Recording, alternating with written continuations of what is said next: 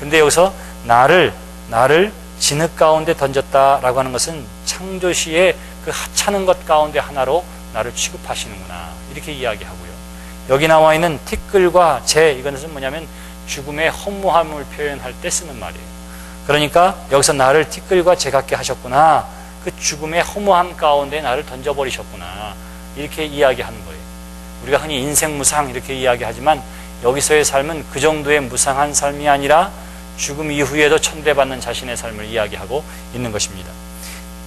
근데 중요한 것은 20절 말씀이에요. 내가 주께 부르짖으나 주께서 대답하지 아니하시오며 내가 섰사오나 주께서 나를 돌아보지 아니하시나이다. 29장 5절에서는 그때는 전능자가 아직도 나와 함께 계셨으며 이렇게 이야기하고, 4절에는 그때는 하나님이 내 장막에 친히 오셨으며 이렇게 이야기했는데, 지금은 내가 불러도 오지를 않아요. 자, 29장에서는 하나님이 친히 내 장막에 찾아오셨는데, 지금은 어떠냐면 불러도 오지를 않는 거예요. 불러도 오지를 않는 거예요. 그러니까 완전히 극과 극인 상태를 이야기하고 있죠. 내가 섰사오나 주께서 나를 돌아보지 아니하시나이다. 하나님이 지금 찾아도 응답하지 않는 것에 대한 하나님의 침묵에 대한 욥의 절망을 이야기하고 있습니다. 21절에 주께서 돌이켜 함께 했던 사람, 함께 했던 하나님이 이제는 돌이켜 내게 잔혹하게 하시고 힘있는 손으로 나를 대적하시나이다. 그래요. 그때는 전능자가 나와 함께 계셨는데 함께 하셨던 그 하나님이 나로부터 돌이켜서 이제는 나를 잔인하게 하신다, 이렇게 이야기하는 거예요. 이렇게. 어렸을 때 연애하는 사람들 보면 어때요? 죽고 못 사는 사람들이 뭐 하나 때문에 삐지면 뭐예요? 하루아침에 왼수가 돼.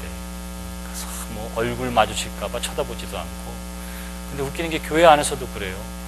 신앙생활을 뭐 손잡고 막 이렇게 하다가도 뭐 좀 안 좋은 일 있으면 얼굴도 서로 안 봐요. 앉는 자리도 달라. 앉는 자리도. 돌이키는 게 그런 거예요. 돌이키는 게. 근데 여기서 사람들과의 사이가 아니라 주님께서 그렇게 돌이키셨다, 그래요. 함께 있을 때는 나로 하여금 복을 받게 하고 보호해 주시더니 나에게서 돌이키신 후에는 나를 잔혹하게 하셨다, 이렇게 이야기해요. 그러니까 인간적인 감정에서의 보여지는 것처럼 하나님에 대해서 이야기하고 표현하고 있는 거예요. 나를 바람 위에 들어 굴러가게 하시며 무서운 힘으로 나를 던져버리시나이다. 내가 아나이다. 주께서 나를 죽게 하사 모든 생물을 위하여 정한 집으로 돌려보내시리이다. 여기서 나를 죽게 하사, 하나님이 당연히 생사화복을 주관하니까 어떻게 해요? 나를 죽게 하는 것은 당연하세요. 나를 불러가는 것도 당연해요. 근데 여기서 욥이 이야기하는 것은 뭐냐면, 나를 하나님께서 이렇게 방치해두고 불러도 대답하지 아니해서 결국은 나를 이렇게 티끌과 재로 그리고 흙으로 던져버리시는구나. 나를 구원해 주시고 나를 구속해 주시는 하나님으로서의 하나님이 아니라 뭐예요? 나를 멸시와 천대 가운데 내던져버리시는 하나님으로서의 하나님의 사역을 이야기하고 있는 것입니다.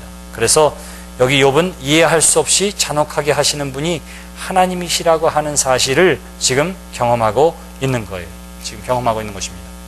그러면서 이야기합니다. 그러나 사람이 넘어질 때에 어찌 손을 펴지 아니하며 재앙을 당할 때에 어찌 도움을 부르짖지 아니하리이까. 고생의 날을 보내는 자를 위하여 내가 울지 아니하였는가. 빈궁한 자를 위하여 내 마음에 근심하지 아니하였는가. 이렇게 이야기합니다. 여기 25절에 나와 있는 말씀은 29장 12절로부터 16절에 나와 있는 말씀, 욥이 하나님이 함께해 주셔서 복을 받을 때에 이웃들에게 자비를 베풀고 사랑을 베풀었을 때에 그것을 이야기해요. 그러면서 무슨 이야기를 하는 거냐면, 그 사람들이 고생 가운데 막 부르짖을 때에 그때 누가 그 사람들을 도왔어요? 욥이 도왔어요. 욥이. 없다고, 힘들다고, 배고프다고 했을 때 누가 먹을 것을 주었느냐 하면 욥이 준 거예요. 욥이 준 거예요. 그런데 내가 지금 고난당하는 이때에 내가 간절히 부르짖으면 소망이 누구에게 있다고 생각해요? 하나님이 나를 어떻게 돕지 않겠는가. 내가 이러니 하나님 앞에 부르짖을 수밖에 없지. 이렇게 이야기하는 거예요. 근데 그렇게 부르짖을 수밖에 없다고 했던 욥이 다시금 절망하는데 26절 말씀입니다. 내가 복을 바랐더니 화가 왔고 광명을 기다렸더니 흑암이 왔구나. 내가 사람들에게 도움을 주고 사람들에게 선과 자비를 베풀고 그랬는데 어려움 가운데 하나님은 나를 통해서 그들을 돕게 하셨지만, 그러나 나에게는 어떻게 하셨느냐 하면 복을 받았더니 오히려 화가 왔고 광명을 기다렸더니 흑암이 왔구나. 이렇게 이야기함을 통해서 하나님 앞에서 철저히 버림당하고 고통당하는 현실을 이야기하고 있습니다. 내 마음이 들끓어 고요함이었구나. 환난날이 내게 임하였구나. 나는 햇볕에 쬐지 않고도 검어진 피부를 가지고 걸으며 회중 가운데 서서 도움을 부르짖고 있느니라. 나는 이리의 형제의 타주의 벗이로구나. 나를 덮고 있는 피부는 검어졌고 내 뼈는 열기로 말미암아 탔구나.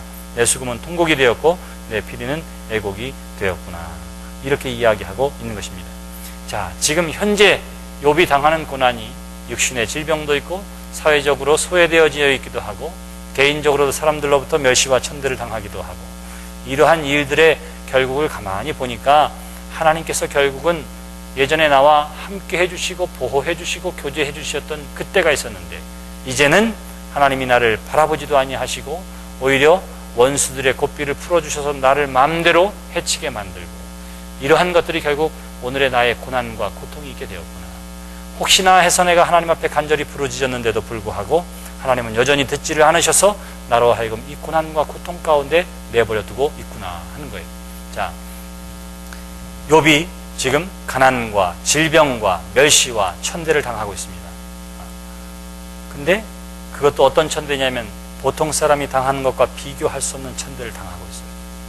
근데 그 원인을 가만히 보니까 이러한 처지에 있도록 내버려 두신 전능자가 계신데 그분이 바로 하나님이세요. 이제 자신의 당하는 고난의 문제를 어디에다 연결시키느냐 하면 신앙의 문제에 연결시키는 겁니다.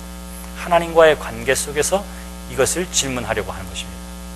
그래서 29장, 30장, 31장은 계속해서 봐야 하는데, 29장은 회상하면서 하나님이 나를 보호해 주시고 교제하시고 함께 해 주실 때에 내가 누렸던 영화와 세상 그 어떤 것으로도 비교할 수 없는 복이 있었어요.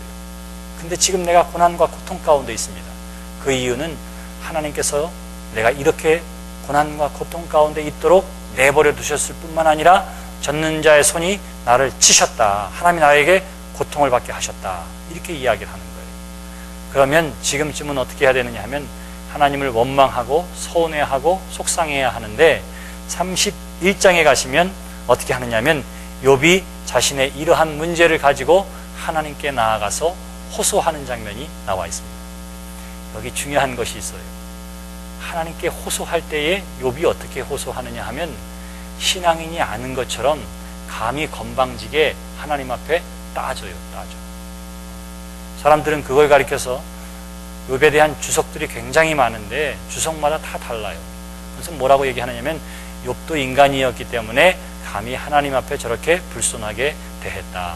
뭐 이렇게 이야기하기도 하고, 그런 투가 대세를 이뤄요.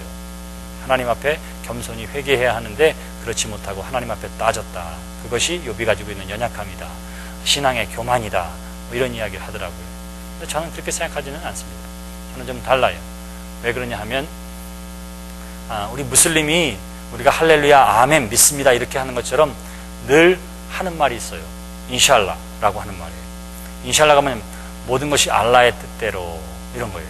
신의 뜻대로 이렇게 이야기합니다. 그래서 신의 뜻대로라고 하는 것은 현재 되어지는 모든 것을 알라의 뜻으로 받아들이는 것이기도 하지만, 혹은 신의 뜻을 위하여, 이런 뜻도 됩니다. 그러니까 무엇을 할 때에 다짐하고 결심할 때에 내가 믿습니다. 이러한 표현으로도 써요.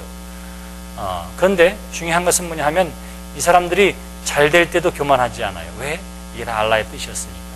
내가 실패하고 고난당할 때에도 그것 때문에 쉽게 어떻게 하냐면 서운해하거나 속상하거나 아파하지 않습니다. 왜? 이게 알라의 뜻이기 때문에. 죽음 앞에서도 그다지 슬퍼하지 않습니다. 이제 가면 언제 오나 막 울고 막 통곡하고 종치고 이런 일 잘 안 해요. 왜? 그게 알라의 뜻이니까 그걸 그대로 수용하는 거예요. 수용하는 거예요. 자, 이것이 최선의 신앙이라 이렇게 생각을 해요. 근데 만일 하나님의 백성들이 되어지는 모든 일들 앞에서 이게 다 하나님의 뜻이지 뭐, 이것도 하나님의 뜻이지, 이것도 하나님의 뜻이지, 그러면 그건 어떻게 하냐면 하나님이 우리에게 주신 가장 중요한 것을 포기하는 것 가운데 하나입니다.